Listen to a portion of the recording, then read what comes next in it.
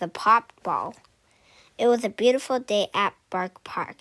The sun shone brightly, but it wasn't too hot. A nice breeze blew through, making snow large. Fall-colored ears twitched. It was a perfect day to sit in the shade and munch on.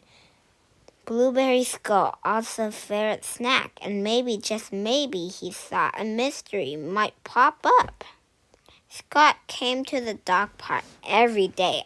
All the dogs knew her. She was the smallest dog in the park, but that Snoke lacked his size.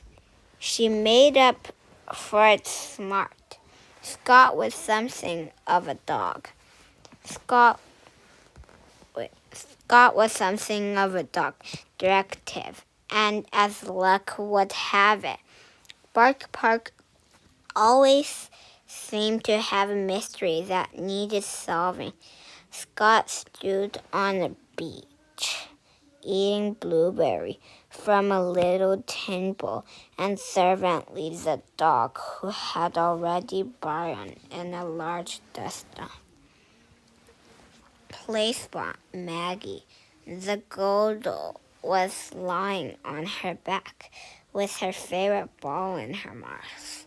Her leg kicked into the air like she was dancing upside down.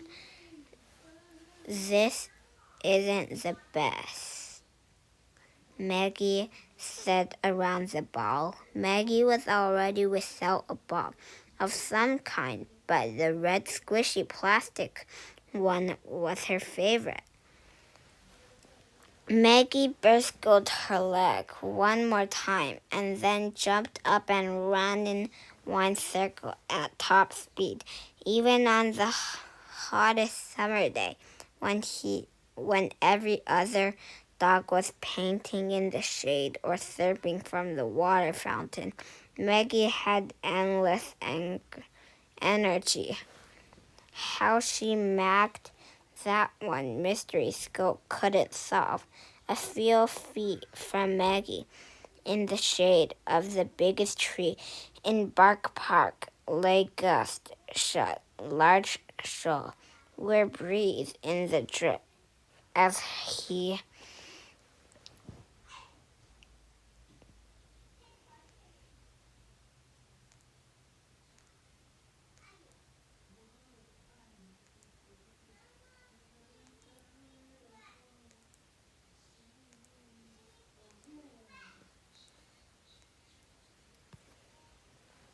Score thought his short, wide nose he was an English bulldog who had buried more toys than he could count, and he was by far the oldest dog at the park. Sprinkles entered through the gate, glowing at a dog who was talking too long to get inside.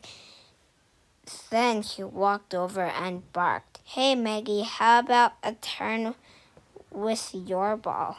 Maggie opened her mouth to reply, and the ball fell to the ground and rolled over Gus. She leaped over and pounced on the ball, accidentally knocked into old Bulldog and walked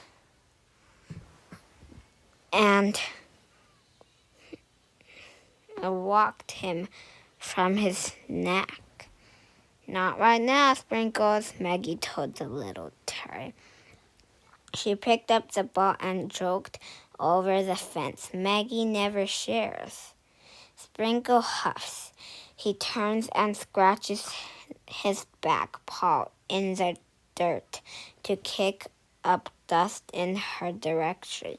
Rocky sat down next to Sprinkle and licked his paw, but Maggie Ball, he pointed out, his eyes grew big and serious.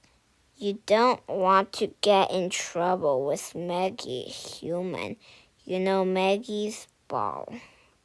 "Look, a lot like my ball," Gus said, as he yawned in his spot under the tree. "I have a red ball, too." "I don't see it," Scott whispered Gus. directly. If Gut's ball was missing, there might be a mystery to solve. Suddenly, Maggie dropped her ball and raised her head, sniffing air. Screech! She barked. All of the dogs turned at one. Maggie Human was known for bringing treats for everyone. She sat on a bench near the park entrance with an open bag of poached puff.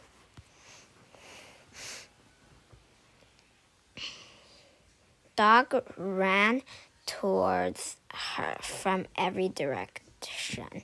They barked with excitement, waiting for their snack. Once the treat bag was empty, the dog went back to the dusty play spot, except Maggie, who had spotted her ball near the fence. But it didn't look the same. It was popped out of there, flat as a pancake.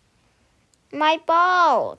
She cried. Who popped my ball? Maggie jumped in a circle around the sad jump and red plastic.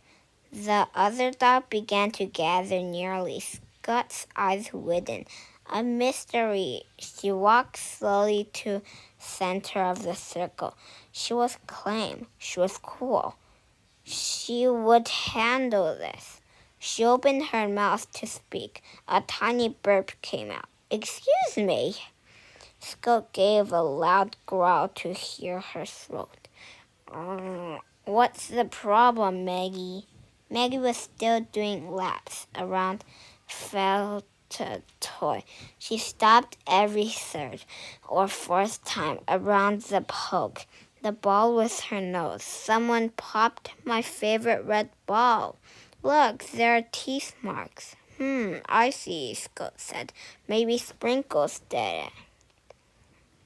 Maggie barked, fixed her eyes on the small terrible at the edge of the circle. He wanted my ball. I was getting a treat just like everyone else, Sprinkles spitted. Scott looked closely at Sprinkles.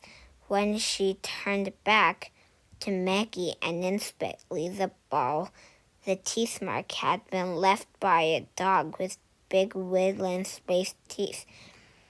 Do you think it could have been Gus? Rocky asked, looking unsure about calling out the old bulldog. He thought Maggie's ball was his. Maybe he took it by mistake. Scott turned to Gus directly as Gus sniffed the dirt. Scott coughed, sight of something round in a hole in the ground. Under his leg, she turned her accident chute back to the popped ball. Attention back to the popped ball. Here was a small scrap of tinfoil in the dirt next to it. She glanced around the bark again and then up into the trees. Scott cleared her throat. These teeth marks are too big to have been made by Sprinkles. Plus, he had crumbled on his nose.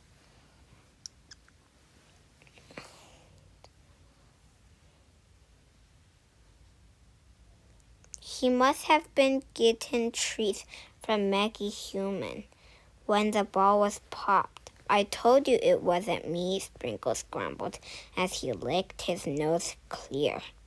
The teeth marks could have come from Gus, but he didn't leave his spot under the tree, and I can see his red ball under his leg. If he'd gotten up, he definitely would have found his own ball. Not Maggie, Snot said. Gus turned his head to look. Bentley, his leg. Hey, I found my ball, he snorted. I think the teeth marks are from you, Maggie, because I know you like to chew on ball, but you never popped it, Scott said. Maggie knew. Okay, so what happened, she said. Her ears drooped loud against her head. Scott turned to look at trees one more time. She walked in a slow circle, waiting until the dogs had all stopped barking. They sat tail stumbling, waiting for her to speak. I believe it might have hiccup. Excuse me. I believe it might have been a Bill the Crow. He's finally annoyed. The other dog gasped in surprise, and Expo let out a loud caw. Scott flipped the ball over reverently. Another tiny set of holes, apparently. Like the coldest shiny thing, his piece of tinsel must have gotten stuck on ball when Maggie dropped it to her treat. Maggie could have swooped down to grab the inflow, but popped the ball and got scared of instead. Maggie crawled again. Sorry, Maggie. Well done, Scott. The dogs all barked at once. Scott knew and headed back to her bench. Her human came over and poured out a big pile of blueberries. Scott lapped up the berries hungrily. She didn't want a noise bird to get them first. Do crows like shiny things? In the pot ball against the crow can rustle a piece of tinsel. But do all crows love to pick up shiny objects? Crow belong to a family bird called Kava, which also includes many Beggy and Revy. Young carnivore are very serious, much like a young human. Making them special draw to bright shiny objects, and they fly. Crow can spot reflecting item in tiny form easily, and their crystal often leads them to swoop down and pick up the shiny object they see. In fact, a young girl is settled made a whole collection of beads and colored glass. What crow dropped in her yard after she fed them? What mystery will Scout uncover next? Find out in Bark Park, the Cone of Shame.